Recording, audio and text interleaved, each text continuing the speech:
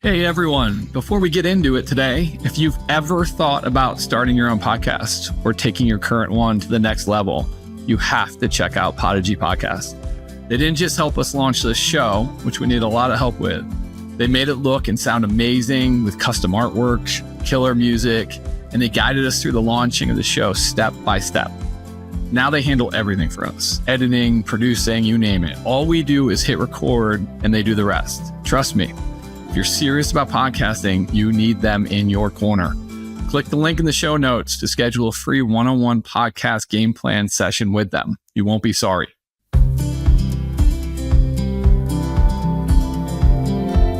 Welcome to the Path Podcast, the podcast that provides transformative insights for authentic success. My name is Chris Weiss, and together with my partners, Stuart Ferguson and Toby Quinton, we make up True Path Consulting, where our mission is to maximize executive performance and drive personal growth by guiding leaders on a journey of self-fulfillment and true success. I wanted to thank you for pressing play on whatever device you're listening to us on today. It means a lot that you are here. I hope that through our stories and interviews that you will find something in yourself, something that moves you to get curious, and possibly something that triggers you to take action in your life. You see, the goal of this podcast and in our coaching partnerships is to help people find their ideal selves without needing that motivation of that personal or professional crisis. We'll bring up topics and curate discussions that will help you take action to find out how you are showing up in the roles that are or should be a priority in your life. Ultimately, helping you paint the picture of who you want to be and walking with you to figure out what the heck's getting in your way from becoming your ideal self. We only get one shot at this awesome thing called life, so let's stop being okay with being miserably comfortable and instead be more intentional in following a path of meaning and purpose. With that being said, I'd like to more formally welcome in my partners that are going on this journey with us. Stuart, how you doing today, buddy? I'm doing great. I'm doing really well. Awesome. Thanks for having us. Thanks for being here, man. This is your topic today, man. Not being here since I've got a topic to walk in, but good afternoon. So we are trying a bit of a new format, and just I had an experience this last week with one of my clients. That sparked a topic that I wanted to walk in and share with my partners and get some insight. And it was really around mindset. There's been a ton of work around mindset done out in the business world and in life. I think Carol Dweck probably has the most well-known breakdown. And what she talks about is a growth or an open mindset and a fixed mindset. And really, in detail, she talks about that open mindset being one that can embrace change and persist through challenge. Whereas somebody with a fixed mindset or a closed one really avoids change, and lacks the commitment to own anything outside of their clarity, or a lack of interest on feedback or curiosity. And so, I had a conversation with one of my clients just around them taking stock in how they were viewing the world. What lens were they looking through? Were they in this closed or open mindset? And we had this really phenomenal discussion, but he asked me a question that I thought was fairly profound. And actually, I thought it was worthy of bringing it in for our discussion. And what he had said was basically, when he's confronted with situations of challenge or adversity or failure, his initial reaction is to always default back into a very closed mindset. And one that he is not open to change. He's not open to new ideas. He becomes very fixated on what he can control. And so the question that he asked is, how do I begin to start to position my thoughts differently, so that when, he gets the idea of having an open mind, he has the idea of a growth mindset. But in those moments of challenge, what triggers us as humans to fall back into that place of that closed mindset? Tobe, do you mind kind of sharing? And I'd love to hear your philosophy on mindset, both Carol's perspective and just yours in general, and Chris, you as well.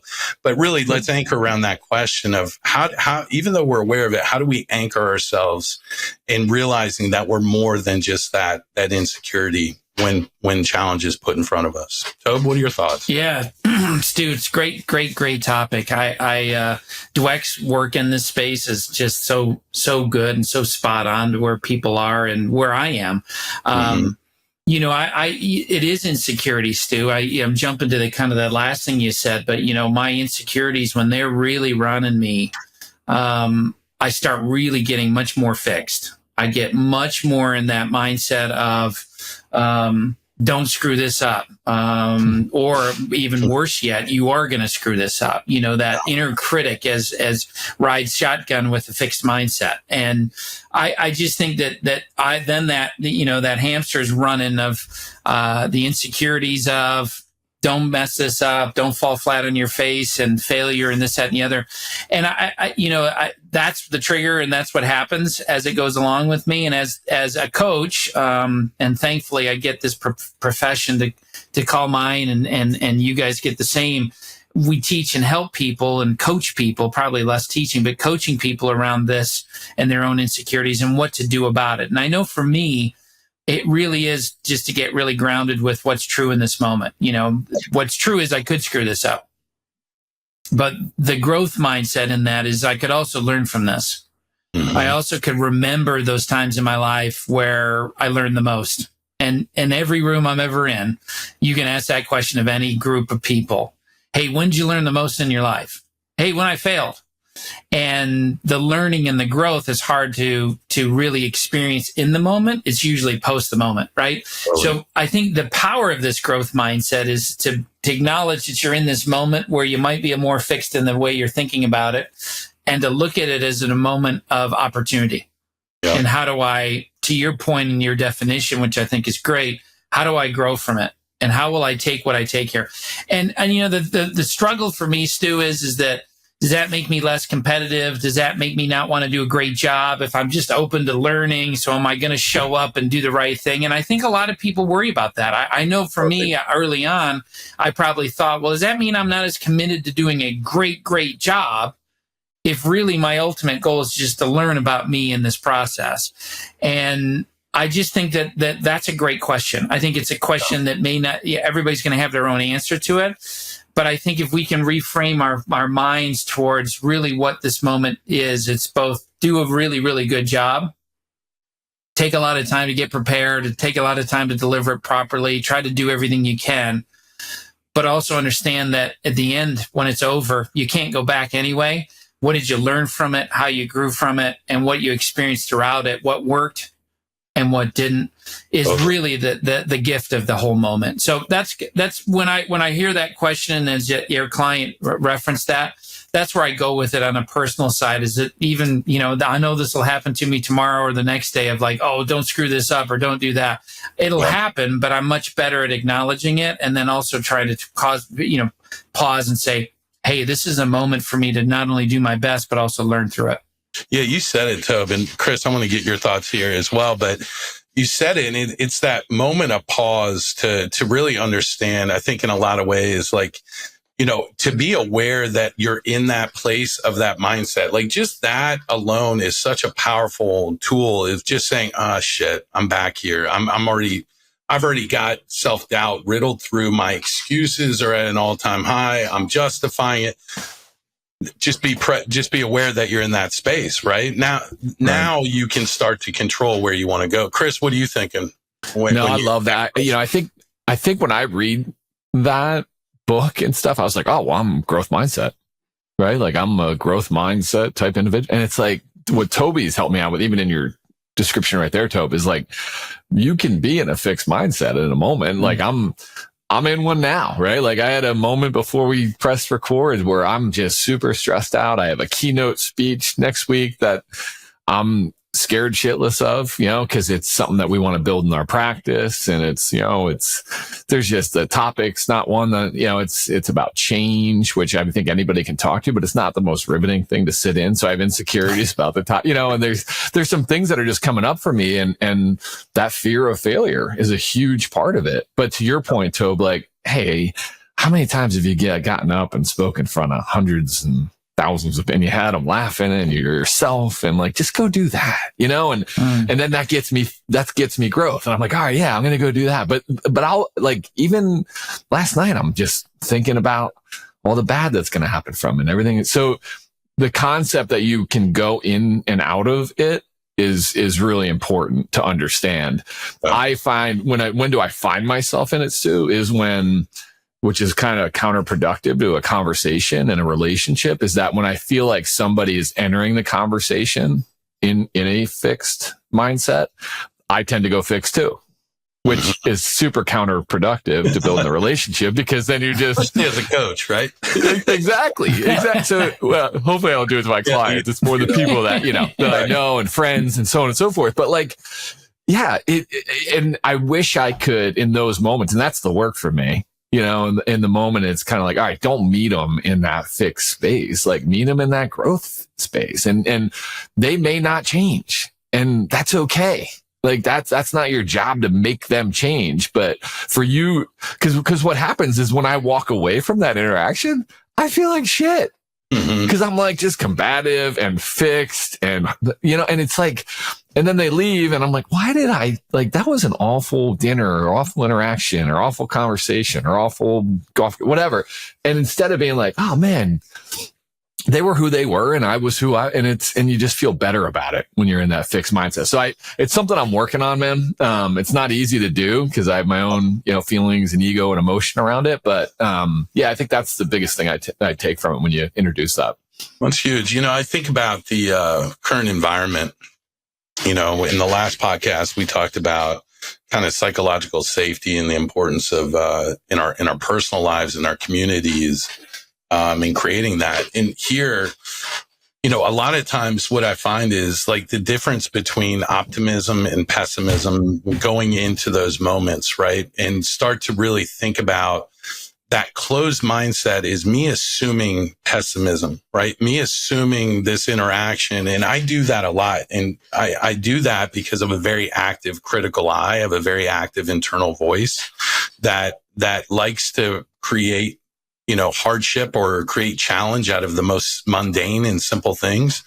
And so my brain goes to a place where I want to believe that I have an open mindset, a growth mindset, but my internal behaviors drag me constantly back to that closed belief because of, like you said, Toby, insecurities and fear of, and so to be able to release a lot of that and go into them, I'll give you an example, a mindset. I got the opportunity to go to a concert last week, and it was a great concert with some friends of mine that I know, okay, but not, you know, I've known them for a long time, but not deeply. And the whole time in my mind leading up to this event, I had some closed belief systems. I had, well, you know, we'll get there. And I was figuring out where to park in the parking lot so I can get out early. Oh, I'm kidding. But the point being was I had already started to identify it's going to be hot as hell. You know, it's going to be packed and all the negative, all the bad that was going to happen. And I use that as an example because it was a phenomenal time. It was, you know, a highlight. I was up all night looking at videos. It was a blast. But I realized in my little bit of crazy that dynamic to move to a closed mindset is all about control for me. It's about me preparing myself for whatever is going to happen. And usually it's worst case scenario, even though it could be a wonderful interaction, that feeling of control. And I think a lot of times is that trust in self. And it goes back to what we've been talking about in this podcast for a while now, which is around really being grounded in who you are, where you are, and understanding self and understanding the need for that open and growth mindset as you keep charting towards your ideal goals. That's great, Stu. Yeah, I'm glad that, and we both know, Chris, you and I, that he knew where the best parking spot is for that concert. There's no doubt about that. Yeah, I saw that. He paid extra. But yeah, I think he, you know, this concept of, you know, we don't have time to learn, we only have time to do. You know, it's just, you keep thinking about like the people I'm around that just aren't necessarily valuing this idea of the learning and the growth part of it, because it just might seem too much work. And I think that when we don't, we miss those moments. Just the inefficiency of it all. Like we just, work smarter rather than harder. By definition of this, how do we go into situations where we can see the learning and experience the learning and be open to the learning while we're doing what we're asked to do or executing on a task? So it's such a good mindset. Obviously that's the what we're talking about, but just the belief systems and how we interpret it, kind of the things that we're up to right now. Isn't there just a feel associated with it too, though, Stu? I mean, for me personally, when I'm in a growth mindset, I'm actually in control. Totally. You know what I mean? It's kind of counter, like I feel like I'm in control of me and who I want to be and what I want to get out of this situation. And when I'm in a fixed mindset, it's just fear and it's just all the things that just bring me anxiety and worry, and it's not usually a positive feeling for me, right?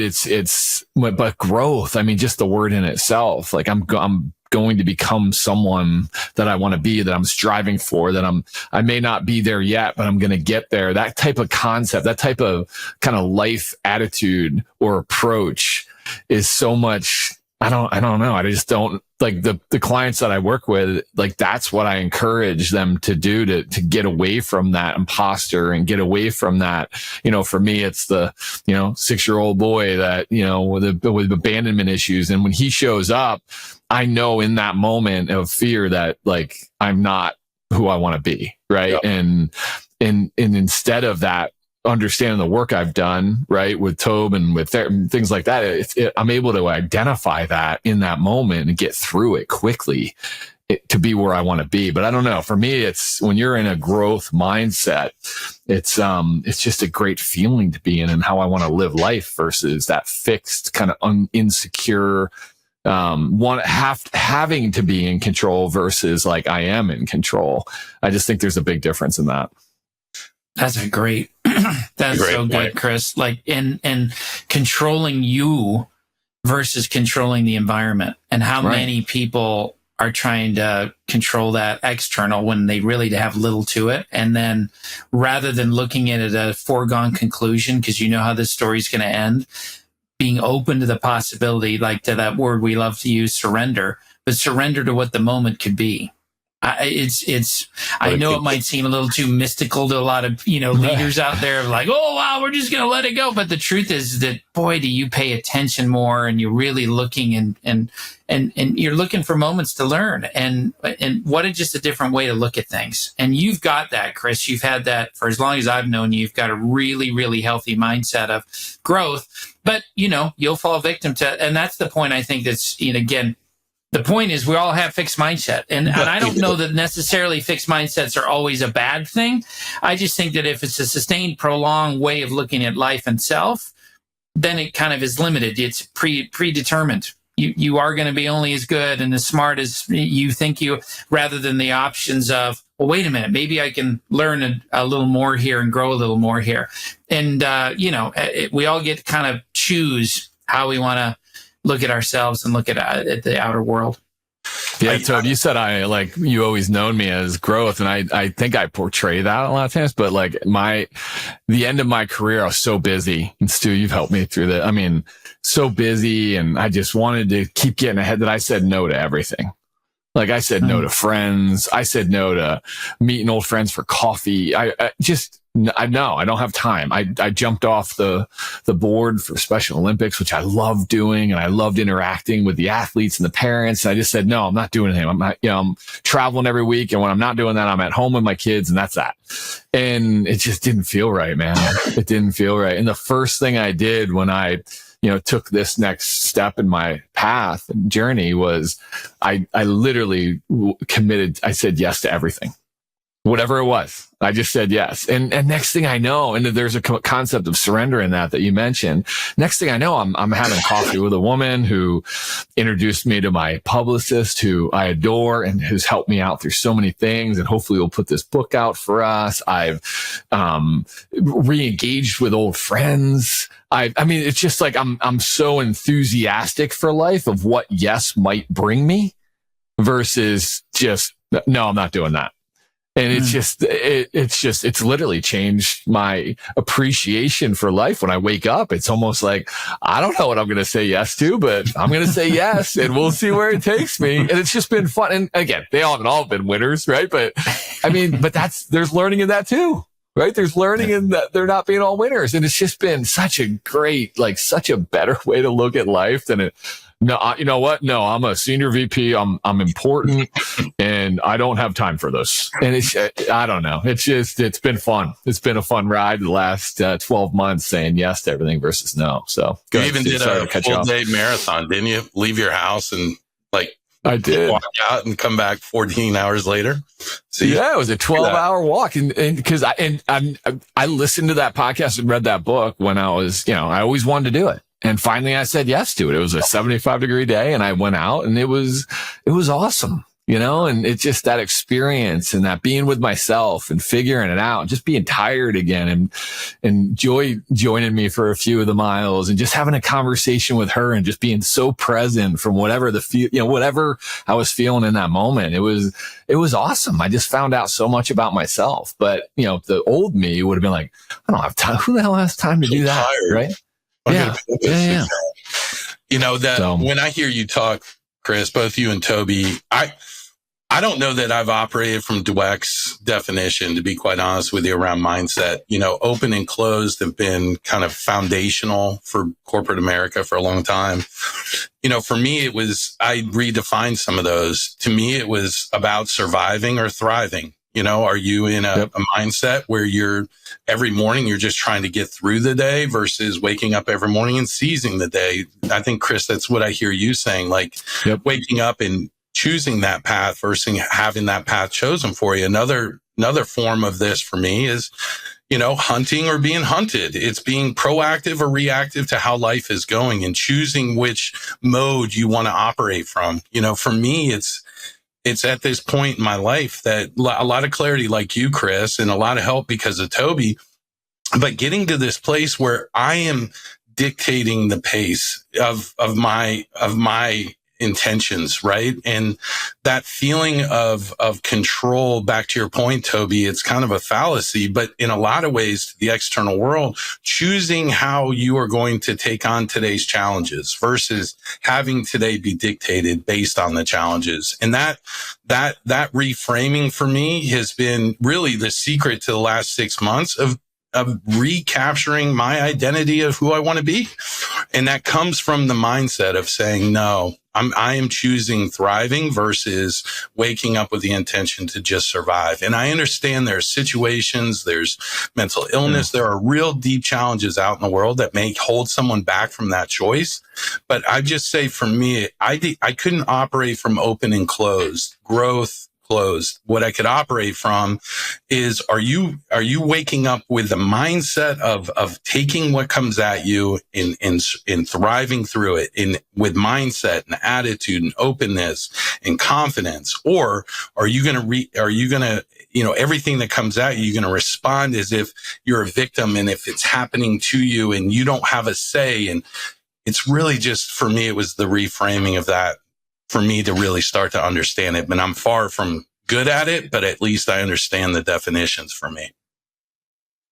That's great, Stu. I think the word that came up for me is the learning. And I know we've hit it before, but being open to the idea of learning. It makes me think, just go a little off-road for a minute here about was thinking about how people, and I don't want to broadly paint this picture that it's everyone, but a lot of the people I've worked with are very black and white on how they approach a lot of things. Yeah.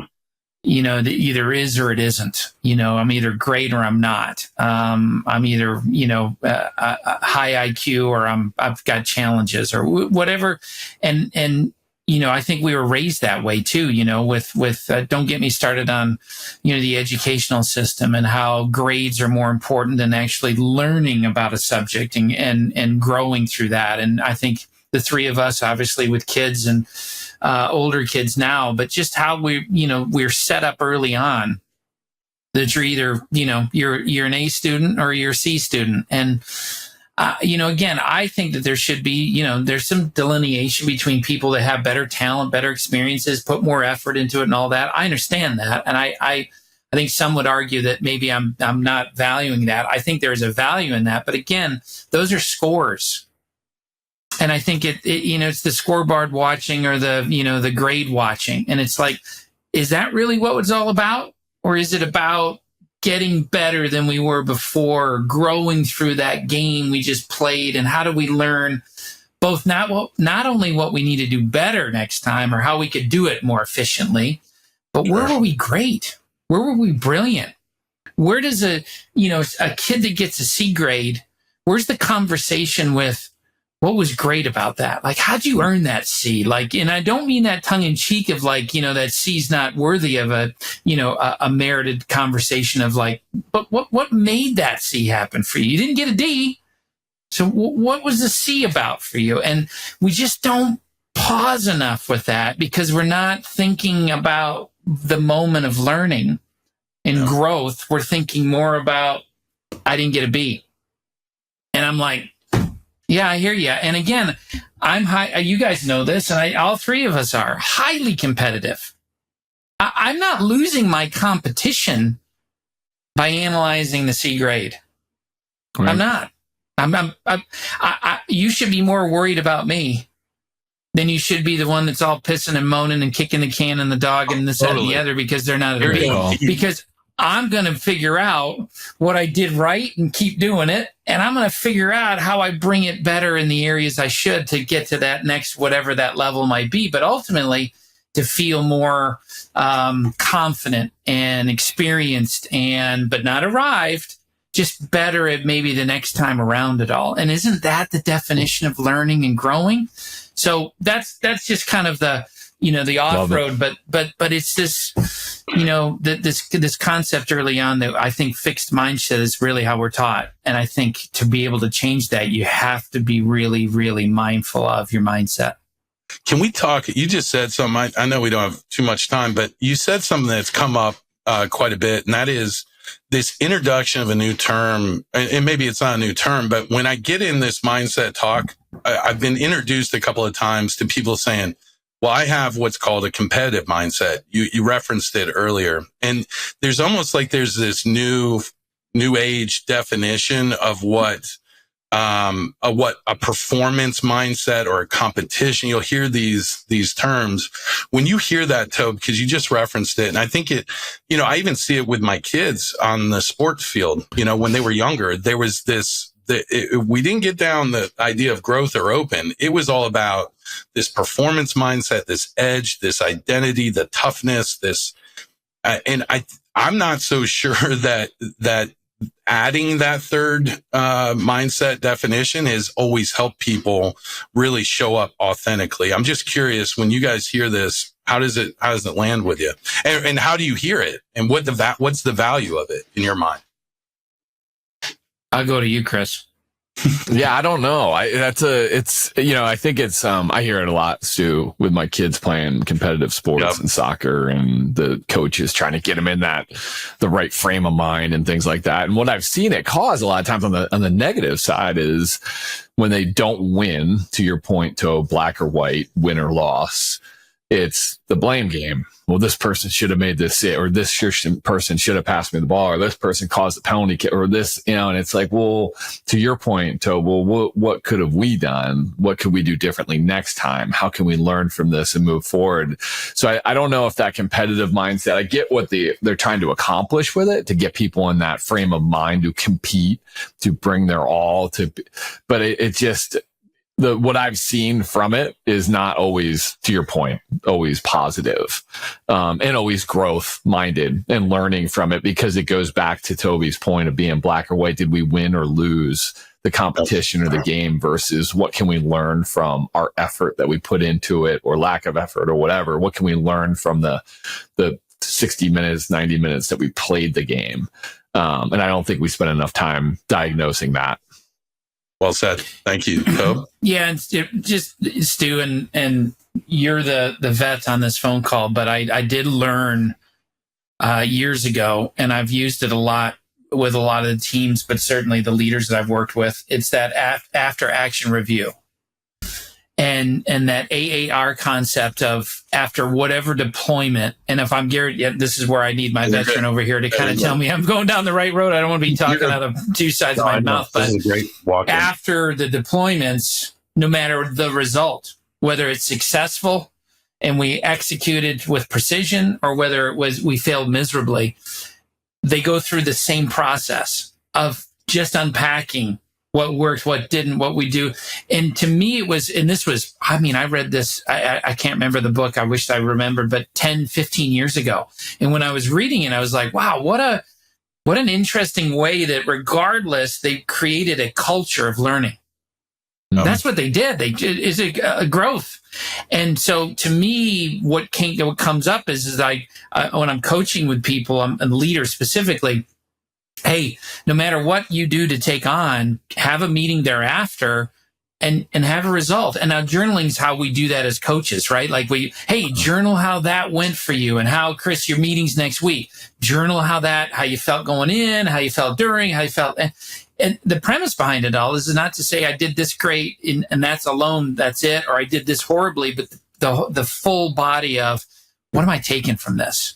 How am I growing from this? So for me, this competitive side, I think you can handle it. I would say let's have the competitive mindset within a growth mindset, because you can have a competitive mindset within a fixed mindset. To me, they both kind of, you can have both, but they're definitely different ways you treat yourself. They're different ways you treat others. Some are, some you take it as a competitively, we're going to get better next time. Some it's an indictment on you just didn't do good enough because you didn't win. I love that, Toby.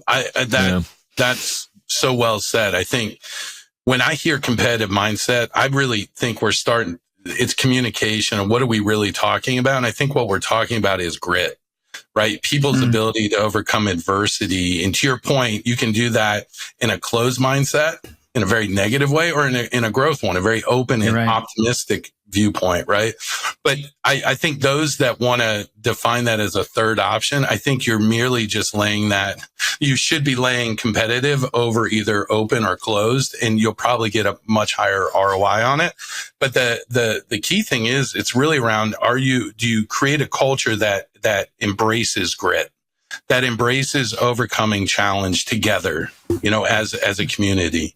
And if so, then you're going to foster a much more open belief system and mindset in that culture than if you shut it down and you purely look at it as you're either open or you're closed. But competitive, I think it's a buzzword to get more out of people, to find that fifth or sixth gear in somebody. And I think that's ultimately because we've got to overcome some adversity or a challenge in front of us. But well, hey, thank you for letting me walk this in. Chris, I'll turn it back to you. But I appreciate, I think my client I'll be able to forward this podcast along and say, here's your answer. But thank you. It made my coaching much easier. Great work. Hey, I'll just say one last thing before we close too, Stu, is I love working with you guys because of the growth mindsets that you bring to this, like for and with each other, and for yourselves. And as we build this company, we have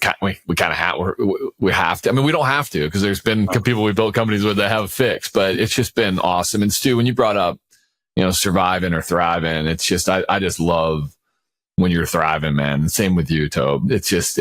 So I think it's important to note, like, again, surround yourself with like-minded people and like-hearted people that want to get the most out of this life. Like, that's your tribe is so important. And again, I think I said on the last probably 4 or 5 podcasts, I'm just so blessed and grateful to be with you guys sharing in these growth mindsets together, because it makes me a better person. So I appreciate you guys more than you know. Thanks, so, hey, you, brother.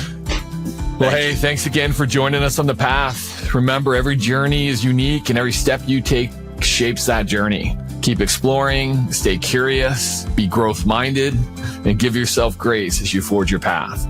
Until next time, stay true to yourself and keep walking the path. Have a great day.